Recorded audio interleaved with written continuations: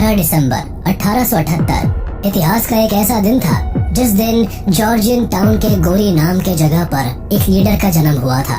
कुछ लोगों के लिए इसकी सोच और कार्यशैली उत्तम थी, तो वही दुनिया के कुछ हिस्सों में इसे दुनिया के सबसे क्रूर तानाशाह का नाम दिया। आगे चलकर यही बालक दुनिया के सबसे पहले कम्युनिस्ट स्टेट का तानाशाह बना। इसने सोवियत यूनियन में इंडस्ट्रियलाइजेशन लाई, तो वही दुनिया के सबसे बड़े फेमाइन को भी कुचला। इसने जेल से लेकर एग्जाइल तक झेले और वही दूसरी तरफ सीक्रेट पुलिस को बहाल करने से लेकर detention and force labour camps तक बनवाए। जी हाँ, हम बात कर रहे हैं अक्टूबर रेवोल्यूशन, मार्क्सिज्म के सबसे मजबूत नेता बनकर उभरे द डिक्टेटर स्टालिन की। His popularity far outstripped that of any other world leader. In the Soviet Union, his image was everywhere. He had become a living icon. Stalin left his forces in no doubt as to who they should fear most, him or Hitler. A crucial chapter in the story of that struggle is the death of one of the fathers of the Cold War, Joseph Stalin. 1878 में Georgia के गोरी शहर के एक बेहद गरीब परिवार में स्टालिन का जन्म हुआ और उसके बचपन का नाम रखा गया योसेफ विसारियोनोविच जुगाशेवली, जिसे आगे जाकर उसने जोसेफ विसारियोनोविच स्टालिन रखा, जहाँ स्टालिन का मतलब होता है मैन ऑफ स्टील। जोसेफ के पिता विसारियोन जुगाशेवली एक कॉबलर थे। वैसे तो जोसेफ की माँ उसे बहुत प्यार करती थी, लेकिन उसके पिता शराबी थे। वो अक्सर शराब के नशे में जोसेफ को मारते पीटते रहते थे। अपने पति के ऐसे बर्ताव से स्टालिन की माँ काफी दुखी रहती थी। वो काफी धार्मिक महिला थी और वो चाहती थी कि उनका बेटा स्टालिन बड़ा होकर एक प्रीस्ट बने और सामाजिक दायरों से ऊपर उठ जाए। बेटे को पिता के अत्याचार से बचाने के लिए उसे घर से भगाकर सिटी के एक चर्च स्कूल में पढ़ाया। जोसेफ बाकी बच्चों से अलग था। स्टालिन भले ही गुस्सैल स्वभाव का था, लेकिन पढ़ाई में काफी होशियार रहा। स्टालिन को बिलीसी थियोलॉजिकल सेमिनरी स्कूल में एडमिशन मिला। यहाँ उसने कार्ल मार्क्स और कई अलग अलग रेवोल्यूशनरीज के बारे में पढ़ना शुरू किया, जिसकी वजह से वो इतना इंस्पायर्ड हुआ कि कुछ समय बाद उसने अपने आप को एथिस्ट घोषित कर दिया। फिर उसने 1899 में स्कूल छोड़ दिया। ना ही तो कभी उसे डिग्री मिली और फिर ना ही उसने पलटकर कभी भी एकेडमिक का रुख किया। 1899 से स्टालिन पूरी तरह रेवोल्यूशनरी एक्टिविटीज में शामिल हो गया। 1899 से लेकर 1901 तक स्टालिन पूरी तरह से रशियन एम्पायर के खिलाफ काम करता रहा। उसने कई भाषण दिए और मजदूरों को इकट्ठा किया। कई बार वो अरेस्ट होने से बचा। लेफ्टिस्ट और रेवोल्यूशनरीज के साथ मिलकर रशियन एम्पायर को उखाड़ फेंकना ही स्टालिन के जीवन का लक्ष्य बन गया। 1901 में उसने Russian social democratic party join की, जिसका मकसद रोमानोव डायनेस्टी के जार रेजिमेंट को उखाड़ फेंकना था। सन 1901 में इस पार्टी ने स्टालिन को बटूमी भेजा, जहां उसे पार्टी के लिए कई काम सौंपे गए। फिर 1902 में स्टालिन ने रिफाइनरी स्टोर हाउस में काम किया, जहां उसने मजदूरों के हक के लिए कई हड़ताल किए, जिसके परिणाम के तौर पर मजदूरों के पेमेंट बढ़े। लेकिन लगातार हो रहे हड़तालों और मजदूरों के मांगों की वजह से कैपिटलिस्ट ने पुलिस की मदद ली और साथ ही सारे रेवोल्यूशनरीज और प्रदर्शनकारियों को बुरी तरह मारा पीटा गया। हालांकि इससे शांति नहीं बहाल हुई और स्टालिन ने फिर नया हड़ताल घोषित कर दिया। इस बार पुलिस ने बर्बरता दिखाई। कई सारे लेफ्टिस्ट लीडर्स पकड़े गए। हजारों लोग बुरी तरह जख्मी हुए। इस कांड को इतिहास में बटूमी मैसेकर का नाम दिया गया। इस कांड के बाद स्टालिन भी गिरफ्तार हुआ, लेकिन तब तक कम्युनिस्ट सोसाइटी से लेकर रशिया तक में स्टालिन के नाम का डंका बज गया था। 1903 में स्टालिन के केस की सुनवाई हुई और उसे 3 साल के एग्जाइल में साइबेरिया भेज दिया गया।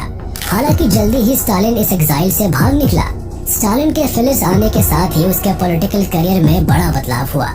इसके एग्जाइल के दौरान 1903 में RSDLP पार्टी का बंटवारा हो गया, जिसमें से एक पार्टी का नाम बोल्शेविक्स था, जिसे व्लादिमीर लेनिन लीड कर रहे थे। स्टालिन चूंकि लेनिन से पहले से ही प्रभावित था, तो उसने इसी पार्टी को ज्वाइन कर लिया।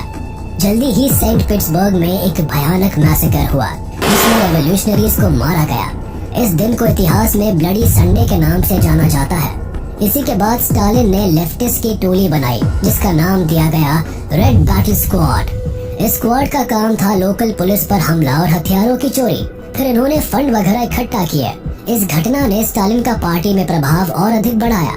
इसके बाद 1905 में स्टालिन को जॉर्जियन बोल्शेविक्स ने फिनलैंड में होने वाले बोल्शेविक्स कॉन्फ्रेंस को अटेंड करने के लिए भेजा। इसी कॉन्फ्रेंस में स्टालिन पहली बार लेनिन से मिला 1905 से 1907 के दौरान स्टालिन ने बैंक लूटना जारी रखा और कई बार लेनिन से सीक्रेट मीटिंग्स भी की। इसी बीच स्टालिन ने 1906 में अपनी पहली शादी की। इनकी पत्नी का नाम था एकाटेरिना केटो स्वानित्जे। लेकिन जल्दी ही 22 नवंबर 1907 को स्टालिन की पहली पत्नी की मौत हो जाती है। स्टालिन ने उसके मौत पर कहा था कि इस औरत ने मेरे पत्थर दिल को पिघलाया था और अब इसकी मौत के साथ ही ह्यूमैनिटी की भी मेरी जिंदगी में मौत हो गई। पत्नी के मौत के बाद स्टालिन खुलकर पॉलिटिकल एक्टिविटीज में शामिल हो गया। बैंक रॉबरी और पार्टी फंडिंग का सारा काम स्टालिन ने और अग्रेसिव मैनर में शुरू कर दिया। मार्च 25, 1908 में स्टालिन फिर से गिरफ्तार हुआ और इस बार उसे लगभग 8 महीने के जेल के बाद फिर से सोल्विचगॉर्स्क नाम की जगह पर एग्जाइल में भेज दिया गया।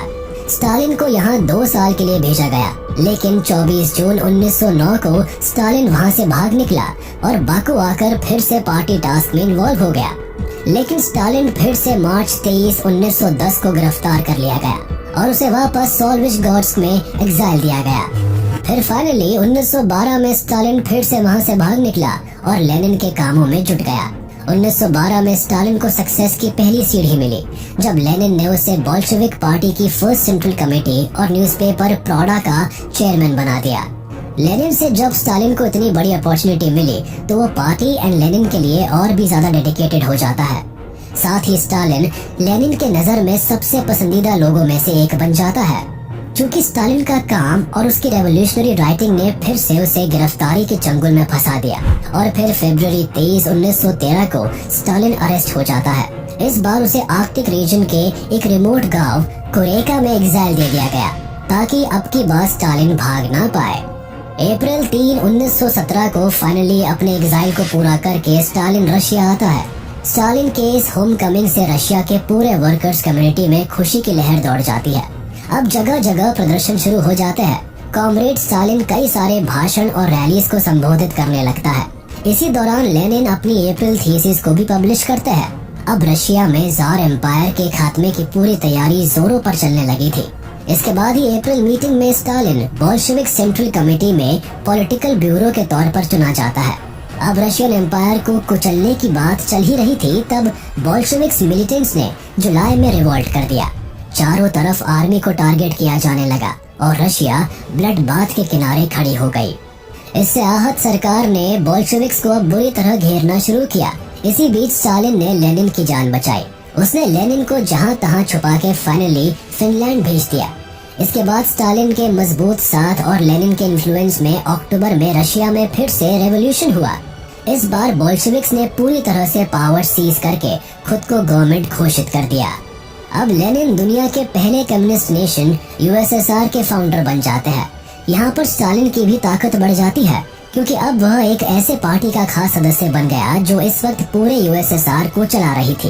और 1924 में सीरियस मेडिकल इश्यूज के कारण लेनिन की डेथ हो जाती है और फिर पार्टी में उनके सक्सेशन को लेकर 2 लोगों के बीच मनमुटाव शुरू हो जाती है, जिसमें से एक लियोन त्रोत्स्की और दूसरा जोसेफ विसारियोनोविच स्टालिन था।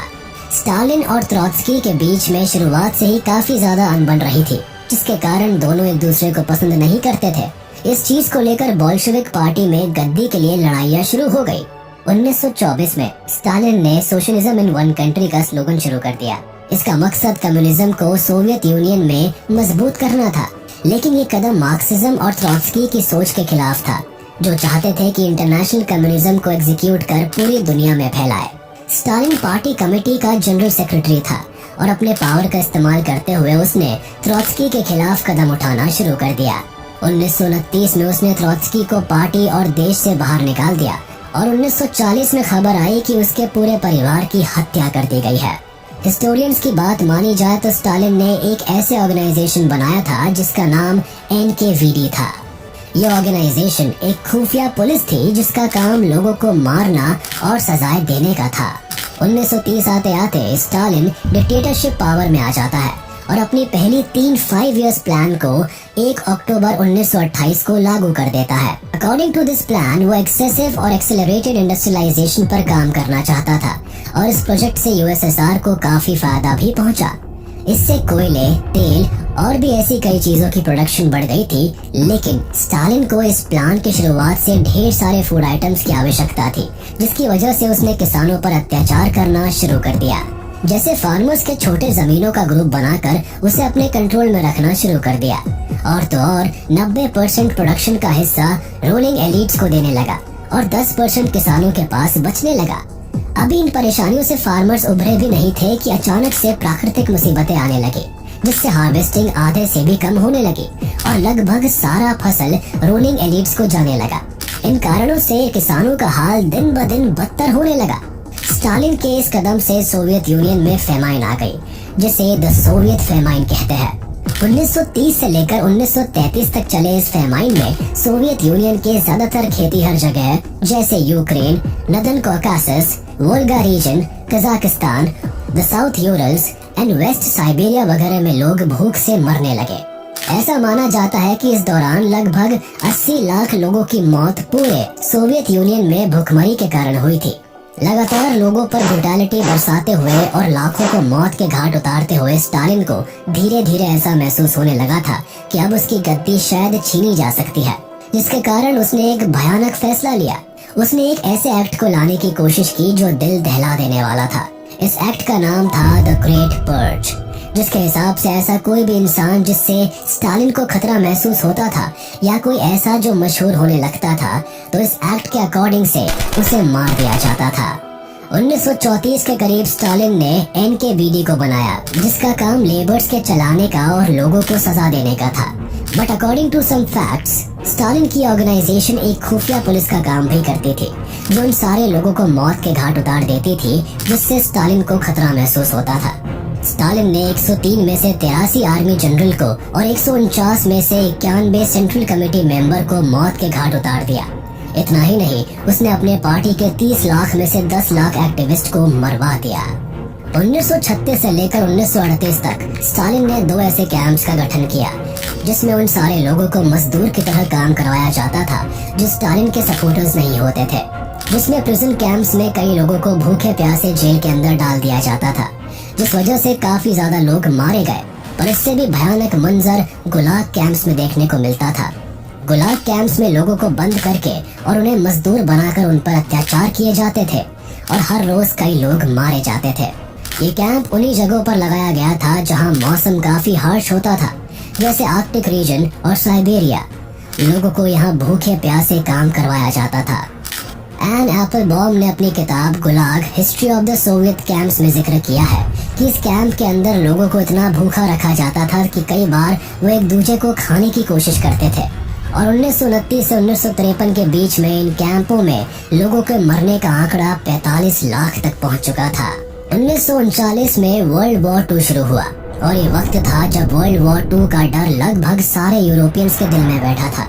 ऐसे में स्टालिन ने पहले तो एंटी जर्मन अलायंस करने की कोशिश की, लेकिन बाद में उसने एडोल्फ हिटलर के साथ पैक्ट साइन कर लिया, जिसके तहत सोवियत यूनियन और जर्मनी दोनों एक दूसरे पर ना तो अटैक करेंगे और ना ही एक दूसरे के एनिमीज का साथ देंगे। 1940 में स्टालिन ने हिटलर से हाथ मिलाया, लेकिन उसी साल यूएसएसआर पर एडोल्फ हिटलर का आतंक छाने लगा। रशिया को अपने हाथ में लेने के लिए सोवियत यूनियन पर चढ़ाई कर देता है, लेकिन जर्मनी की ये गलती उन्हें भारी पड़ती है जब द सोवियत रेड आर्मी उन्हें बुरी तरह स्टालिनग्राड में हरा देती है, और इसके साथ ही स्टालिन का वर्चस्व एंटायर ईस्टर्न यूरोप में लगभग अगले 50 सालों तक के लिए बढ़ जाता है। इसके बाद Soviet union, the great Britain, China और यूनाइटेड स्टेट्स ऑफ अमेरिका मिलकर अपना अलायंस फॉर्म करते हैं और 1945 को नागासाकी अटैक के साथ वर्ल्ड वॉर 2 जीत जाते हैं। स्टालिन अपने आखिरी के कुछ सालों में मॉस्को के एक छोटे से कॉटेज में रहने लगा, जहां वो ज्यादा लोगों से मिलता नहीं था। लेकिन गौर करने वाली बात यह है कि उसने अपने 4 खास कॉमरेड्स को अक्सर फिल्म देखने और दावत पर बुलाया करता था। कई हिस्टोरियंस का ऐसा मानना था कि स्टालिन इन चारों को अपने यहाँ डिप्रेशन को दूर करने के लिए नहीं, बल्कि पूरे सोवियत यूनियन पर नजर रखने के लिए बुलाया करता था। स्टालिन के इन 4 खास कॉमरेड्स का नाम था Georgy Malenkov, Stalin's deputy premier, Lavrentiy Beria, chief of secret police services, Nikita Khrushchev, Stalin successor, and Nikolai बोल्गाविच, जो कि स्टालिन के डिफेंस मिनिस्टर थे। 1945 में पहली बार स्टालिन को दिल का दौरा पड़ा, जिसके बाद उसकी हालत लगातार बिगड़ती चली गई। जिस समय स्टालिन को हार्ट अटैक आया तो उसी समय उसे देख रहे डॉक्टर को फौरन जेल में बंद कर दिया गया। इसके बाद 1951 में जब एक डॉक्टर ने स्टालिन का रूटीन हेल्थ चेकअप किया तो उसने भी अपनी चिंता जाहिर की, लेकिन फिर उसे स्टालिन के ब्रिटेन का स्पाई होने का एलिगेशन लगाकर जेल में डाल दिया। स्टालिन की तबीयत लगातार बिगड़ती चली जा रही थी और करीबन 1 साल बाद उसने सेंट्रल कमेटी कांग्रेस मीटिंग बुलाई। इस मीटिंग में सबको लगा कि स्टालिन अपना सक्सेसर चुनने वाला है, लेकिन हुआ इसका उल्टा। उसने अपने इनर सर्कल के नेताओं को ये तक कह डाला कि स्टालिन के बिना उनकी कोई औकात नहीं है। इस बात से उस मीटिंग की सिचुएशन बहुत बिगड़ी। बहुत लोगों का मानना है कि इस मीटिंग के बाद ही स्टालिन को उन्हीं चारों कॉमरेड्स में से किसी एक ने जहर दे दिया।